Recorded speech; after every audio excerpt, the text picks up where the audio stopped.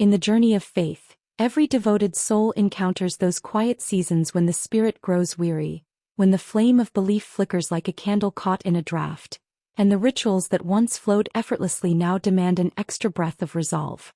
You pause, gazing inward, and whisper to yourself, "How did I drift so far?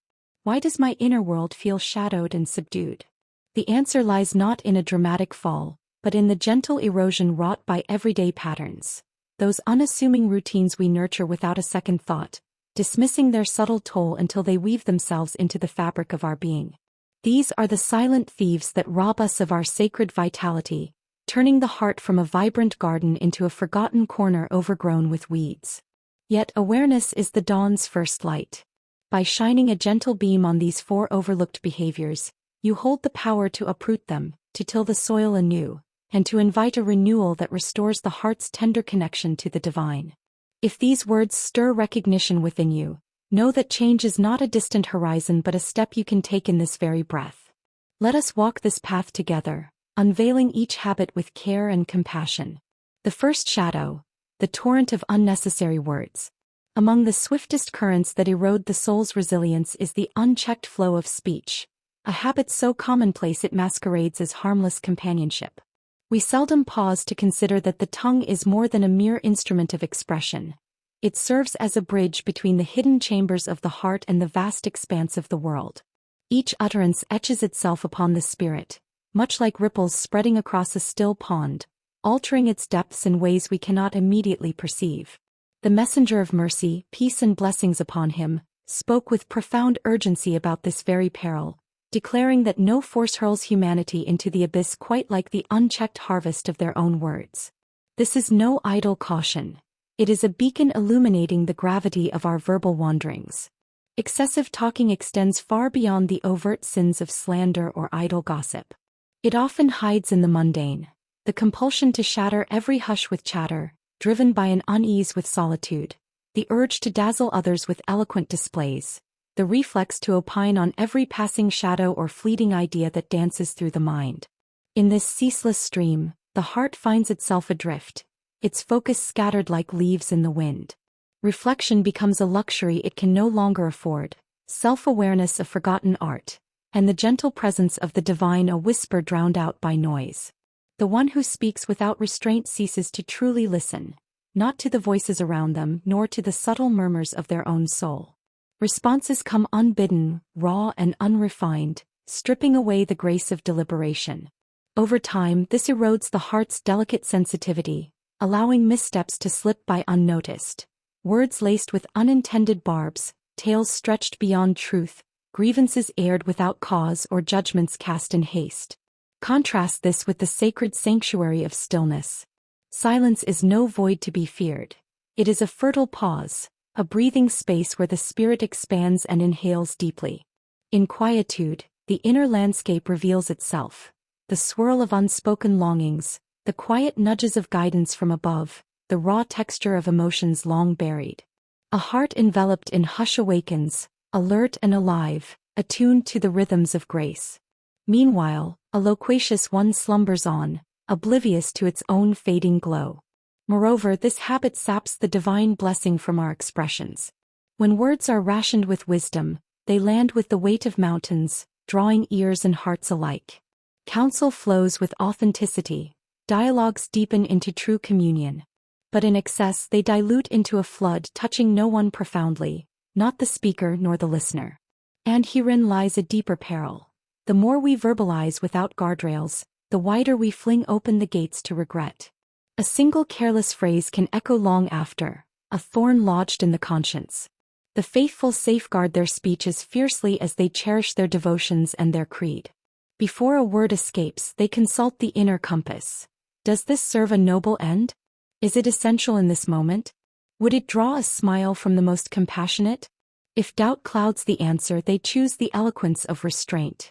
Such silence is itself an act of devotion, forging discipline in the soul, shielding it from harm and carving out havens for contemplation, appreciation and unadorned truth. By curbing the impulse to fill every gap, you reclaim the art of reception, attuning to the stories of those nearby and the soft revelations stirring within. Emotions surface not as storms to be shouted down, but as waves to be navigated with care. To mend a faltering spirit, invite silence as your wise companion. Let every syllable be born of purpose, not whim. Let thought precede utterance. Let your voice weave threads of honesty and gentleness. And in those instances where wisdom bids you hold back, embrace the quiet as a gift.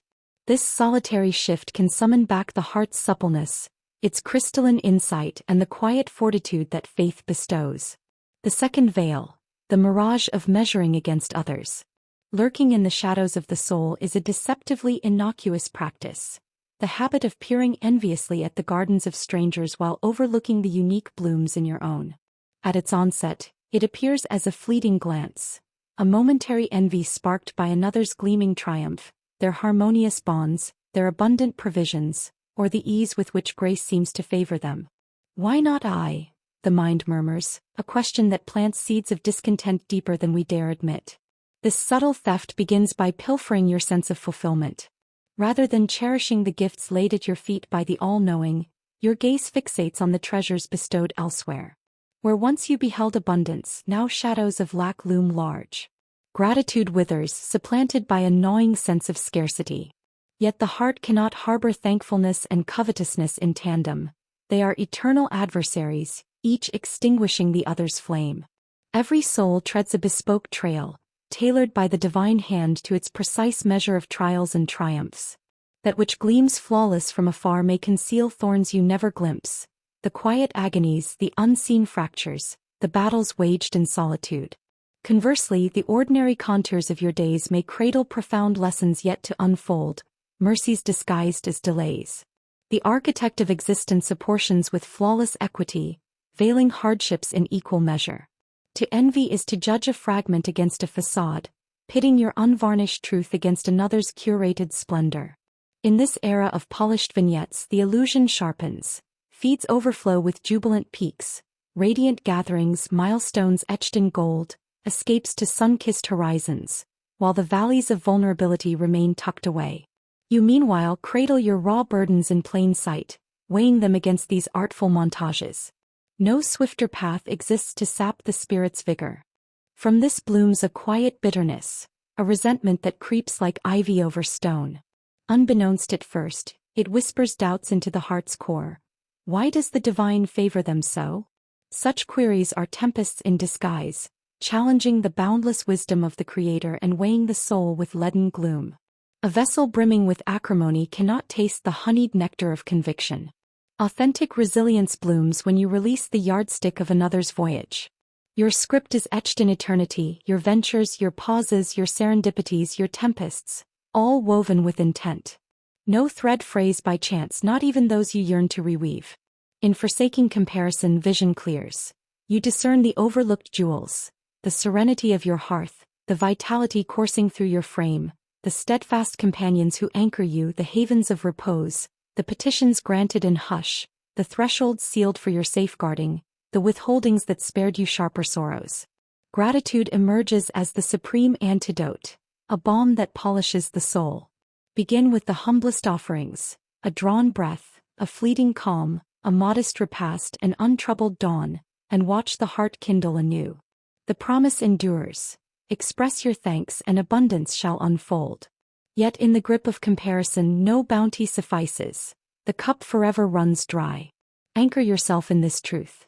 Your odyssey is singular, a narrative penned by the eternal scribe, unmatched in its arc. Cease aligning your origins with another's zenith, your concealed tempests with their spotlight victories, your measured stride with their curated sprints. Redirect your gaze inward, to the bespoke tapestry Allah unfolds for you alone, and witness the spirit lighten, serene, assured, and replete. For in contentment lies unyielding strength. The third drift, the postponement of sacred rites. Creeping like mist over dawn's edge is the insidious pattern of deferring devotion, a lapse that seldom announces itself with fanfare, yet carves canyons in the soul's terrain. It unfolds in whispers, a prayer lingered over by mere heartbeats, a session with the holy book shuffled to tomorrow's promise, a supplication shelved for a freer hour.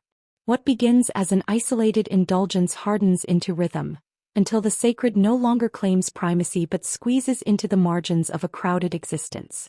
The peril transcends the mere postponement. It resides in the lesson etched upon the heart. Each delay broadcasts a message to the innermost self. Worldly pursuits eclipse the bond with the divine. You acclimate the spirit to famine, permitting the clamor of creation to usurp the throne reserved for the sustainer. Initially, the indulgence feels trivial, a prayer reclaimed in haste, justified by the press of duties or the allure of comfort. Yet the soul deciphers it as neglect, its tenderness toward the call growing calloused, the spark of zeal dimming to embers. This erosion invites oblivion's embrace. One deferred rite paves the way for the next. A single omitted verse begets a barren morrow. Devotion slips from imperative to elective, molded by whims and whimsy rather than the steadfast cadence of faith. But in the sacred tradition, worship is no peripheral adornment. It is the axis upon which life revolves, the tether binding the fleeting to the infinite, the ballast steadying us amid tempests. A spirit nourished sporadically withers, much as flesh craves sustenance without cease. Even modest offerings tendered with punctuality and pure intent, a whispered plea, a handful of luminous verses, a breath of mindful recall, wield the alchemy to reshape the core if met in their appointed hour. Deferral, conversely, leaches benediction from your hours. Timely prostration harmonizes your days with celestial rhythm, easing burdens, sharpening focus, lifting veils of heaviness. Delay breeds frenzy, a chase after shadows that leaves you breathless and unfulfilled. Beneath it all simmers remorse, a quiet ache born of knowing the divine was relegated. This undercurrent festers into unrest, further fraying the spirit's weave. Rather than evade this summons, heed it as a call to realign. Elevate the sacred to dawn's vanguard, not dusk's afterthought. Fortify the faltering heart through unwavering return. Approach prayer at its bloom, embrace scripture though but a single leaf, lift your voice in plea for the span of a sigh. Perfection need not precede. The rite itself forges the sacred now. In ceasing this deferral, you transcend mere habit. You reclaim sovereignty over your sacred essence. You proclaim the divine's precedence, and a soul so aligned knows no true frailty. The fourth blindness, neglecting the soul's quiet whispers. No spirit crumbles in a thunderclap. It fades in the hush of disregard as one turns from the mirror of the self, allowing veils to thicken unseen. This fourth habit, the willful overlooking of one's inner tides, proves the most elusive thief, fostering a dulling haze where the heart's drift from grace goes unmarked. It encompasses the unspoken, the roots of motive, the ebb of feeling, the spark of response, the undercurrents of reverie, the concealed yearnings seldom voiced. Unchecked, these elements do not dissolve. They swell in secrecy. Grudges take root, envy coils tighter, hubris swells unchecked, ire simmers low. The residue of unconfessed lapses accumulates, a barricade rising between the seeker and the sought. The heart mirrors all that adheres to it, noble or base, imprinting upon deeds and demeanor alike. Yet dust gathers, obscuring clarity until the reflection warps. This neglect breeds inertia. An enigmatic weight, devotion's drag, the word's remoteness, petition's hollowness. These are lanterns in the fog, but aversion to them hastens the soul's retreat. Many evade this reckoning through ceaseless motion, submerging sentiment in clamor, diversions, digital scrolls, voluble exchanges, or tireless toils. Stillness terrifies, for it demands confrontation with the unvarnished self. Yet ascension demands candor. No wound mends unseen. To tend the inner realm is to pose the tender inquiries that pierce the veil. What fueled this flash of vexation? What shadow of longing stirred at their fortune? What etched my tone to sharpness? Why does the divine feel veiled this day? These probes are not indictments but awakenings, thresholds to renewal. The devoted, like one grooming before the glass, survey the spirit routinely, not for vanity but to mend what strays from alignment. This vigilance wards against the creep of vanity, the frost of grudge, the eclipse of insight. Neglect normalizes transgression. The initial sting of lapse yields to indifference, then numbness, until the heart seals against sensation. Thus, turning back is no penalty but a cascade of compassion, melting rigidity, unsealing conduits to light. To bolster the spirit, reclaim not just outward forms but the hidden folds. Ponder each eve, beseech revelation of frailties and fortitude for their mend. Refine aims with frequency, own errors with swift humility, refuse lodging to tempests of spite or self-regard. A resilient heart claims no flawlessness, it claims vigilance, sensing discord and pivoting toward grace without delay. It evicts ire before it settles, starves envy of soil, uproots arrogance at its shoot. Confesses, rectifies, evolves. To shun the inner gaze is to court obscurity, to embrace it is to summon radiance. In that humble inward turn, mercy's door swings wide, and no spirit so graced endures in shadow. Your heart is the sanctum of faith's symphony. Its dimming muddies all harmony, but its revival bathes existence in luminous purpose. These quartet of patterns, unassuming as they seem, sculpt your nearness to the divine with every dawn. Dismiss them and they lure you into exile. Confront them with forthright grace and the soul reclaims its throne, tender, luminous, steadfast. Pause now in this sacred interlude. Which of these calls to you most urgently? What singular pivot might you embrace to fan the embers anew? Renewal ignites not in grand gestures but in the spark of resolve. If these reflections resonate, extend them as a lantern to a fellow traveler. And for deeper wells of such nourishment, linger in this space of shared seeking. Together we mend one mindful breath, one deliberate choice, one communion with the eternal at a time.